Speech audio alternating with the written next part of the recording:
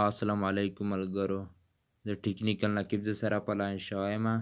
په دا هیله چې ستاسو سره یو جوړ خوشحاله وی ستاسو ته مې نن ډېره خوندوره په زړه پورې مزیداره ویډیو راوړې ده ستاسو ته نن په دا ویډیو کې هم در وښیم ستاسو څنګه کولی شئ چې ستاسو فیسبوک آی ډۍ نه ملګرو ویډیوګانې په ټګون چګوئ او هر څه کتلی شي خو ستاسو ته نن په دا ویډیو کې هم در وښیم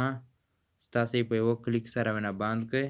ستاسو ویډیوګانې په ټګونو نشي څه کتلی دا ډېره اسانه طریقه ده ویډیو اخره پرې وګورئ زما ویډیو ملګرو سره لازمي شیر کړئ داسې ښایسته ښایسته ویډیوګانې لپاره زما یوټیوب چینل که تاسو یې نه وي سبسکرايب کړی تاسو ته د سیر سبسکرايب ښکاري په دې کلیک وکړئ د سره د ګنټۍ نشان په دې کلیک وکړئ ملګرو د سره لایک هم کړئ چې زما هر نوی ویډیو ستاسو ته په وخت در ورسي زه دا ویډیو په طرف ویډیو شروع کوم ستاسو ملګرو چې کله د موبایل و سکرین ته راغللی ستاسو دلته لاړ شئ ملګرو په فیسبوک باندې کلیک وکړئ چې کله ستاسو په فیسبوک باندې کلیک وکړه ملګرو ستاسو ته چې د درې لاین ښکاري په باندې کلیک وکړئ چې کله په باندې ستاسو کلیک وکړه ملګرو لږ لاندې راشئ دلته لاندې دا سیټینګ آپشن چې ملګرو ستاسو ته ښکاري بیا په باندې کلیک وکړئ چې کله په باندې ستاسو کلیک وکړه بیا ملګرو دلته د دویمې سیټینګ آپشن چې ستاسو ته ښکاري بیا په باندې کلیک وکړئ چې کله په باندې ستاسو کلیک وکړه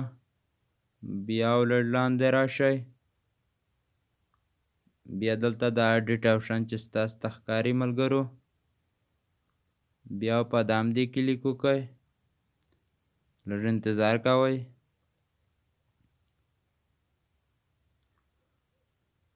بیا لږ لاندې راشئ ملګرو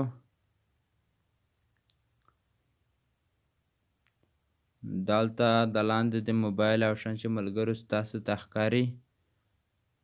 بیا په باندې کلیک وکړئ چې کله په باندې ستاسو کلیک وکړه ورته وګورئ ملګرو موږ خپله فیسبوک آی ډي ویډیوګانې په ټګون بند کړي دي ستاسو که بند کول په د لوند آپشن دی کلیک وکړئ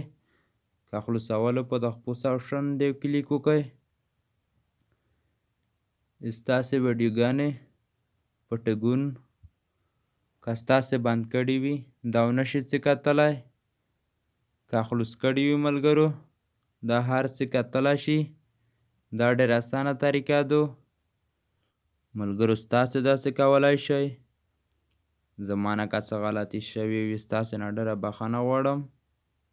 د الله په امان